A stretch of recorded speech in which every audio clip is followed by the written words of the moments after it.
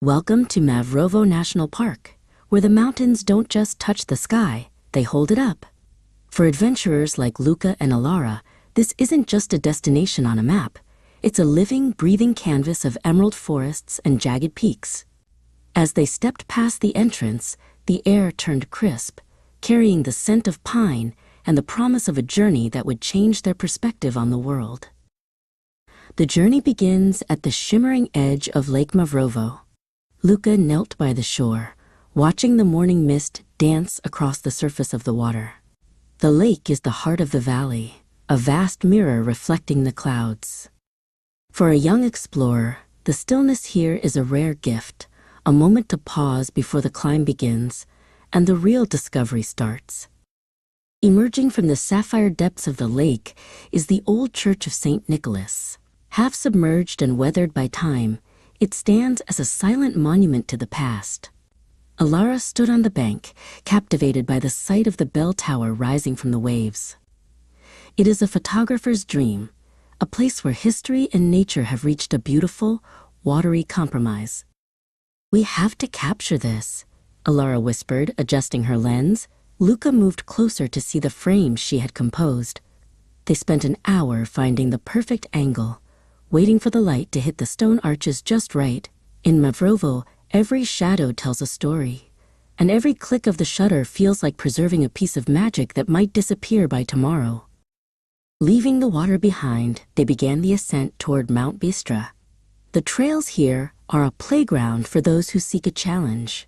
Luca led the way, his boots crunching on the gravel path as the incline grew steeper. The forest canopy provided a cool shade, but the rhythm of the hike kept his blood pumping and his spirit high. Mavrovo is home to more than just hikers. It is a sanctuary for the rare and the wild. While Luca pressed on, Alara paused to examine the vibrant flora along the trail. She hoped for a glimpse of the elusive Balkan lynx, but for now, the delicate mountain wildflowers and the rustle of hidden creatures in the brush were enough to keep her enchanted. Finally, they reached a high ridge that overlooked the entire Radica River Valley.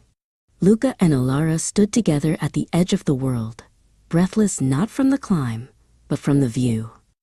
This is the Grand Panorama, a photography spot where the scale of nature makes every human worry seem insignificant. The wind whipped around them, carrying the freedom of the heights. As the afternoon sun began to dip, Luca wandered through the nearby village of Galichnik. Known for its traditional stone architecture and ancient customs, the village felt like a step back in time. He ran his hand along a rough stone wall, marveling at how these structures had endured centuries of mountain winters, standing tall against the elements just like the peaks themselves. The golden hour in Mavrovo is unlike anywhere else. Alara returned to the lake as the sky turned into a palette of orange, pink, and deep violet.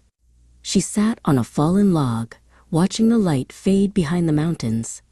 It was the perfect time for reflection, thinking about the miles they had walked and the beauty they had witnessed in a single day.